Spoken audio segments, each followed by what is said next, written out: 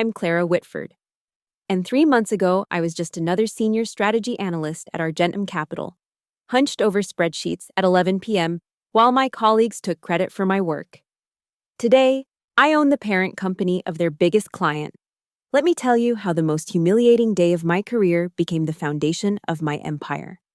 The fluorescent lights in conference room B cast harsh shadows across the mahogany table as I walked in that Tuesday morning, clutching my analysis of the evergreen account. I'd spent the weekend perfecting the revenue projections, cross-referencing market data, and building a presentation that could secure our firm's largest contract renewal. What I didn't expect was to find my entire team already seated, their faces wearing expressions I'd never seen before. Marcus Lane, my direct supervisor and senior partner, didn't even look up from his phone as I took my usual seat. The silence stretched uncomfortably until David Chen cleared his throat and slid a folder across the table. Inside were printouts of emails, financial reports, and what appeared to be an internal investigation summary, all bearing my digital signature. "Clara," Marcus finally spoke, his voice carrying the weight of finality. "We need to discuss the evergreen situation." The next 30 minutes unfolded like a carefully orchestrated assassination. Every mistake, every miscalculation, every delayed deliverable from the past 6 months was laid at my feet. The revenue shortfall that had actually resulted from Michael's over-optimistic projections became my failure to properly vet the data. The client complaints about timeline delays, which had stemmed from resource allocation decisions made above my pay grade, were suddenly evidence of my poor project management. Most damning of all, the algorithm error that had cost us nearly $2 million in projected returns was now being attributed to code I'd never even seen. I sat in stunned silence, watching colleagues I'd worked alongside for 3 years methodically dismantle my reputation. Jennifer Martinez, who'd borrowed my research methodology for her own presentations countless times, now questioned my analytical capabilities. Thomas Wright, whose late-night calls for help I'd answered without hesitation, wondered aloud about my commitment to the team. Even Patricia Voss, whom I'd mentored through her first major client presentation, suggested that perhaps I wasn't ready for the responsibility I'd been given. But it was Marcus who delivered the killing blow. "The partners have decided that given the scope of these issues, you'll be taking a temporary leave of absence while we conduct a full review of your recent work. We need to determine whether you're still a good fit for Argentum's standards." The words hit me like physical blows. 3 years of 60-hour weeks, of skipped vacations and canceled plans, of building financial models that had generated over $50 million in revenue for the firm. All of it reduced to a fitness review, because they needed a scapegoat for their own strategic failures. I gathered my materials with steady hands, refusing to let them see the tremor in my voice as I said, "I understand. I'll clean out my desk this afternoon." What I didn't tell them was that I'd been preparing for this moment longer than they could possibly imagine. You see, while my colleagues had been playing office politics and jockeying for promotions, I'd been building something else entirely. Every startup they'd dismissed as too risky, every clean energy company they'd written off as unmarketable, every innovative technology firm they'd deemed not profitable enough had found its way into my private investment portfolio. I'd been using Harbor Holdings, a shell company I'd established through my law school connections, to quietly accumulate positions in the very companies Argentum had been too short-sighted to recognize. The irony wasn't lost on me. While they'd been focused on traditional energy sectors and established corporations, I'd been betting on the future: solar technology, battery storage, sustainable manufacturing processes. The green revolution they'd been ignoring was already generating returns that dwarfed anything in Argentum's current portfolio. My first major acquisition had been Aquila Renewables, a battery recycling startup that Marcus had personally rejected during a pitch meeting 6 months earlier. Not scalable, he'd declared, not bothering to read past the executive summary. I'd seen the potential in their lithium recovery process and had quietly arranged a $2 million investment through Harbor Holdings. By the time I walked out of that conference room, Aquila had already secured 3 major contracts with automotive manufacturers and was valued at 10 times my initial investment. The 3 weeks of temporary leave gave me the perfect cover to finalize the deal I'd been orchestrating for months.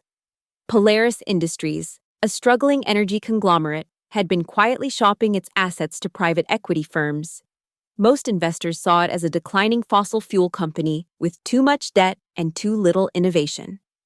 But buried within Polaris's subsidiary structure was Orion Systems, a solar technology company with patents that would revolutionize energy storage within the next decade. Marcus had been salivating over Polaris for months, not because he recognized its potential, but because he wanted to strip it for parts. His plan was elegant in its brutality: acquire Polaris at a discount, liquidate Orion's intellectual property, lay off their research team, and flip the remaining assets for a quick profit. It was exactly the kind of short-term thinking that had made Argentum successful in the past but would destroy them in the future. I had a different vision. While Marcus saw dying industries and disposable assets, I saw the foundation of a renewable energy empire. The key was timing, secrecy, and leveraging the network of relationships I'd built while everyone else was focused on internal politics. The acquisition required more capital than I could access through Harbor Holdings alone. So I'd spent months cultivating relationships with impact investors, green technology funds, and forward-thinking venture capital firms. These weren't the traditional Wall Street players that Argentum courted, but a new generation of investors who understood that environmental sustainability and profitability weren't mutually exclusive. Elena Vasquez, who'd graduated from Harvard Business School 2 years ahead of me, had become a managing partner at Meridian Impact Fund. When I'd presented her with the Polaris opportunity, she'd immediately understood the strategic value of controlling both the legacy energy assets and the emerging technology patents. "You're not just buying a company," she told me during our final negotiation. "You're buying the future of energy storage." The second key player was Dr. James Morrison, former CTO of Tesla's energy division, who'd been consulting on renewable technology investments. His technical assessment of Orion's patents had been unequivocal. "This isn't just innovative, it's revolutionary. Whoever controls these patents will control the next generation of grid-scale storage." With their backing, along with commitments from 3 other specialized funds, I'd assembled a consortium capable of acquiring Polaris for $1.2 billion. The transaction had been structured through multiple shell companies and investment vehicles, making it nearly impossible for anyone to trace the ultimate ownership back to me. As far as the public record showed, Polaris had been acquired by a consortium of anonymous investors focused on sustainable energy transition. The beautiful part was the timing.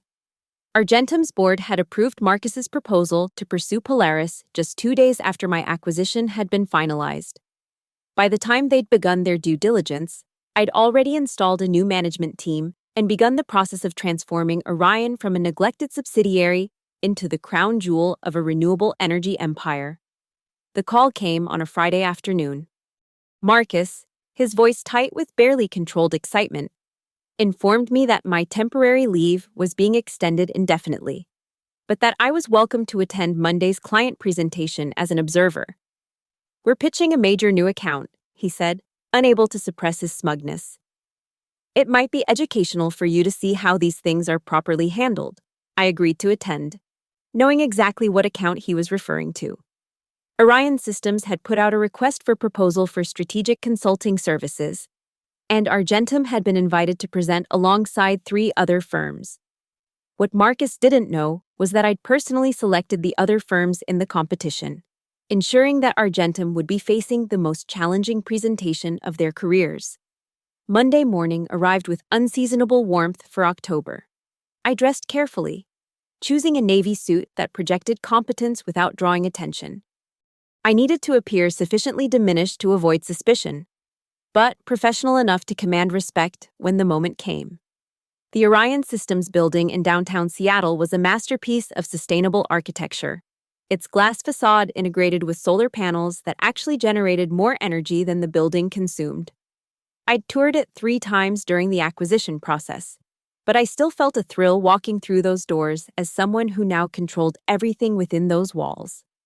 The presentation was scheduled for 10 a.m. in the executive conference room on the 32nd floor. As I rode the elevator with my former colleagues, I listened to their nervous chatter about the potential contract value and the importance of landing this client. Jennifer was reviewing her slides one final time, muttering about market penetration rates and competitive positioning. Thomas was checking his phone obsessively, probably trying to find any last-minute information about Orion's decision-makers.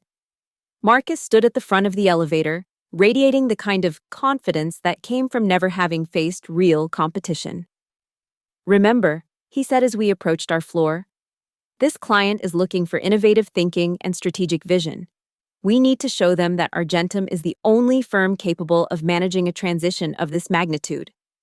The irony was so perfect I almost laughed out loud. The conference room was everything I'd expected: floor-to-ceiling windows offering a panoramic view of Elliott Bay, a table that could seat 20 people comfortably, and technology that would make most investment firms jealous. But the real surprise was the man sitting at the head of the table. Dr. Richard Steinberg had been my first choice for Orion's interim CEO. A former Department of Energy official with 3 decades of experience in renewable energy policy, he'd left government service 6 months earlier to pursue opportunities in the private sector. His reputation for integrity and strategic thinking had made him the perfect candidate to lead Orion through its transformation from neglected subsidiary to industry leader. What made him even more perfect was that he had no previous relationship with Argentum. Unlike the usual network of executives who move between firms like pieces on a chessboard, Dr. Rintis, Steinberg represented a completely fresh perspective. He would evaluate each presentation purely on its merits, without the influence of past relationships or future obligations. As we took our seats, I caught Dr. Steinberg's eye for just a moment. His expression was perfectly neutral, but I detected the slightest hint of a smile. We'd rehearsed this moment during our planning sessions, but seeing it unfold in real time was even more satisfying than I'd imagined. Marcus began with his standard opening, a polished presentation about Argentum's history and their track record with energy sector clients. The slides were professionally designed, the data was accurate, and the delivery was smooth. Under normal circumstances, it would have been impressive. But these weren't normal circumstances. As you can see, Marcus was saying, gesturing toward a chart showing Argentum's portfolio performance. Our energy sector investments have consistently outperformed market averages. We understand the challenges facing traditional energy companies, and we have the expertise to guide Orion through this transition period. That was the first mistake. Marcus was still thinking of Orion as a traditional energy company that needed to be managed through decline, rather than a technology company positioned for explosive growth. Dr. Steinberg's expression didn't change, but I could see him making notes on his tablet. Jennifer took over for the second section, focusing on market analysis and competitive positioning. Her research was thorough, her projections were reasonable, and her recommendations were exactly what any competent consulting firm would have provided. The problem was that competence wasn't enough anymore. "We recommend a gradual diversification strategy," Jennifer concluded. "Moving approximately 15% of Orion's resources into renewable technology research over the next 3 years, while maintaining core competencies in traditional energy storage solutions." 15%, I had to suppress a smile. While Jennifer was recommending a cautious toe dip into renewable technology, I'd already committed 80% of Orion's resources to cutting-edge research and development. The patents we'd acquired weren't just innovative, they were revolutionary. Within 18 months, Orion would be licensing technology to companies that were currently their competitors. Thomas handled the financial projections, and this was where the presentation really began to fall apart. His models were based on industry assumptions that were already outdated, market conditions that were rapidly changing, and revenue projections that completely ignored the disruptive potential of Orion's technology. "Based on our analysis," Thomas said, clicking through slides that showed steady but unimpressive growth, "Orion can expect moderate revenue increases over the next 5 years, assuming successful implementation of our recommended strategies." Moderate revenue increases. The man was sitting across from a company that would triple its valuation within 2 years, and he was projecting moderate growth. It was like watching someone try to navigate the future using a map from the past. But the real disaster came when Marcus returned to the podium for the closing section. This was his moment to demonstrate vision, to show that Argentum could think beyond conventional wisdom and help Orion achieve its full potential. Instead, he doubled down on everything that was wrong with traditional consulting. The key to success in today's energy market, Marcus declared, is operational efficiency and cost management. We recommend consolidating Orion's research operations, reducing redundancy in your patent portfolio, and focusing on proven technologies with established market demand. I watched Dr. Steinberg's face as Marcus essentially recommended dismantling everything that made Orion valuable. The consolidation of research operations meant eliminating the teams that were developing breakthrough technologies.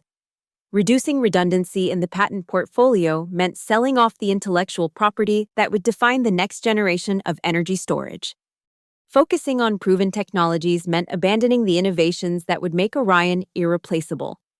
It was exactly the kind of advice that had made Argentum successful in the declining industries of the past, and exactly the kind of thinking that would destroy them in the emerging markets of the future. When Marcus finished, Dr. Steinberg thanked the team professionally and asked if there were any questions. Jennifer asked about timeline expectations. Thomas inquired about budget parameters, and Marcus wanted to know about decision-making authority. Standard questions that demonstrated they still didn't understand what they were really competing for. Then Dr. Steinberg turned to me. Ms. Whitford, I notice you haven't asked any questions. As someone who's been observing this process, do you have any thoughts about Orion's strategic direction? The room fell silent. Marcus's face went through a fascinating series of expressions, from surprise to confusion to barely controlled anger. Jennifer and Thomas looked like they'd been caught in a spotlight they hadn't expected. Even I felt my heart rate increase, though for entirely different reasons than my former colleagues. Well, I said, choosing my words carefully. I think the most important question isn't about operational efficiency or cost management. It's about whether Orion's leadership understands the true value of what they've built. Dr. Steinberg leaned forward slightly. What do you mean by true value? The patents alone are worth more than most people realize. The grid-scale storage technology, the fast-charging systems, the battery recycling processes, these aren't just improvements on existing technology. They're fundamental advances that will reshape entire industries. Marcus interrupted, his voice sharp with irritation. Clara, I don't think you're in a position to evaluate strategic technology issues. But Dr. Steinberg held up a hand. Actually, I'd like to hear her perspective. Please continue. Ms. Whitford. The real opportunity, I said, meeting Dr. Steinberg's gaze directly, isn't in managing decline or optimizing existing operations. It's in recognizing that Orion is sitting on the foundation of a renewable energy empire. The question isn't how to make incremental improvements, it's how to build something revolutionary. The silence that followed was deafening. I could feel my former colleagues staring at me, probably wondering where this confidence had come from. Marcus looked like he was calculating whether to be angry or worried. Dr. Steinberg smiled for the first time during the entire presentation. That's a very interesting perspective, Ms. Whitford. It sounds like you have a deeper understanding of our potential than most people in this room. I should hope so, I replied, finally allowing myself to smile back. Since I own the company. The words hung in the air like a detonated bomb. Marcus's face went through several colors before settling on an unhealthy shade of red. Jennifer's mouth actually fell open. Thomas looked like he was trying to solve a mathematical equation that didn't make sense.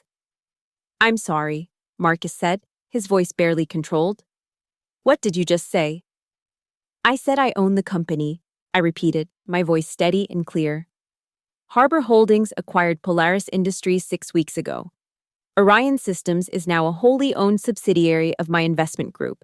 You're not presenting to a potential client, you're presenting to your new boss. Dr. Steinberg stood up, extending his hand to me. Ladies and gentlemen, I'd like you to meet Clara Whitford, founder and managing partner of Harbor Holdings, and the new owner of Orion Systems. The next few minutes were a blur of shocked expressions, stammered questions, and dawning realization. Marcus tried to maintain his composure, but I could see the panic in his eyes as he calculated the implications. Jennifer and Thomas looked like they were trying to process information that simply didn't compute with their understanding of reality. But how? Marcus finally managed. How is that even possible? It's amazing what you can accomplish when you're not limited by conventional thinking, I replied. While you were focused on managing decline, I was building the future. While you were worried about quarterly reports, I was securing patents that will dominate the next decade. While you were playing office politics, I was assembling the capital to acquire the technologies that will reshape entire industries. The beautiful part was watching their faces as they realized what had really happened. The deal they'd been hoping to win was never a competition at all. It was a performance review. And they'd failed spectacularly. Dr. Steinberg took control of the room with the authority of someone who'd spent decades managing complex negotiations. I think we can conclude this presentation. Ms. Whitford, perhaps you'd like to discuss next steps with your former colleagues. I stood up, feeling the weight of the moment. 3 months ago, I'd been a senior analyst whose ideas were dismissed and whose contributions were ignored. Today, I was the owner of a company that would soon be valued at over $5 billion. Marcus, I said, my voice carrying a tone of authority I'd never used before. I'm going to need your resignation letter by the end of the week. Jennifer, Thomas, if you're interested in discussing opportunities with Orion, we can talk. But if you're planning to stay at Argentum, you should know that we won't be renewing our consulting contract. Marcus looked like he'd been struck by lightning. You can't be serious. I'm completely serious. Argentum's approach to energy consulting is exactly what's wrong with this industry. You're so focused on short-term profits that you completely miss long-term opportunities. You're so committed to traditional thinking that you can't recognize revolutionary technology when it's sitting right in front of you. I walked to the window, looking out over the city where I'd spent 3 years being underestimated and undervalued. The energy transition isn't coming, Marcus, it's already here. And companies like Argentum, with their focus on managing decline rather than building the future, are going to be left behind. When I turned back to face the room, the dynamics had completely shifted.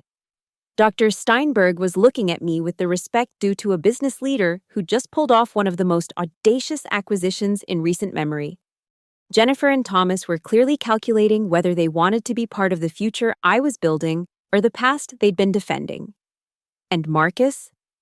Marcus looked like a man who'd just realized that his entire career had been built on assumptions that were no longer valid. The meeting is over, I said, gathering my materials. Dr. Steinberg, I'll see you tomorrow morning to discuss our expansion plans. Everyone else, you know how to reach me if you have questions. As I walked toward the door, I heard Marcus call out behind me. Clara, wait. We need to talk about this. I paused at the threshold, not bothering to turn around. No, Marcus, we really don't. You had 3 years to talk to me about vision, about innovation, about building something meaningful. Instead, you chose to focus on politics and personalities. Now you get to live with the consequences. The elevator ride down to the lobby was silent, except for the soft hum of the building's systems. I could feel the weight of what I'd just accomplished settling around me like a well-tailored coat. The woman who'd walked into that conference room 3 months ago had been a talented but powerless analyst. The woman leaving it today controlled assets worth billions of dollars and employed hundreds of people. But the real satisfaction wasn't in the money or the power, it was in the knowledge that I'd proven something much more important, that the people who get dismissed as failures are sometimes the ones who understand the future better than anyone else. As I stepped out into the Seattle afternoon, my phone was already buzzing with messages. Dr. Steinberg confirming our meeting. Elena Vasquez congratulating me on the successful reveal. Dr. Morrison forwarding patent applications that would strengthen our position in the battery storage market. But the message that made me smile was from an unexpected source, Patricia Voss, the junior analyst I'd mentored, who'd been notably absent from that morning's ambush. Clara, Her text read, "I heard what happened. I just wanted you to know that some of us always believed in you. If you're hiring, I'd love to be part of what you're building." I looked up at the Orion Systems building, its solar facade gleaming in the afternoon sun. 3 months ago, I'd been a failure. Today, I was the owner of a company that would help power the future. And tomorrow? Tomorrow I would start building something even bigger. The revolution in renewable energy wasn't just about technology or policy or market forces. It was about vision, about courage, about the willingness to bet everything on a future that others couldn't see. I'd been preparing for this moment for 3 years, accumulating knowledge and relationships and capital while everyone else was focused on quarterly reports and office politics. Now the real work could begin. Orion Systems was just the beginning. With the patents I controlled, the team I was assembling, and the capital I could access, we would build an integrated renewable energy empire that would make today's energy giants look like relics from the past. As I walked away from that building, I wasn't thinking about revenge or vindication. I was thinking about the next acquisition, the next breakthrough, the next opportunity to prove that the future belongs to those who have the courage to build it. The woman who'd been dismissed as a failure had become the architect of tomorrow's energy system. And this was only the beginning.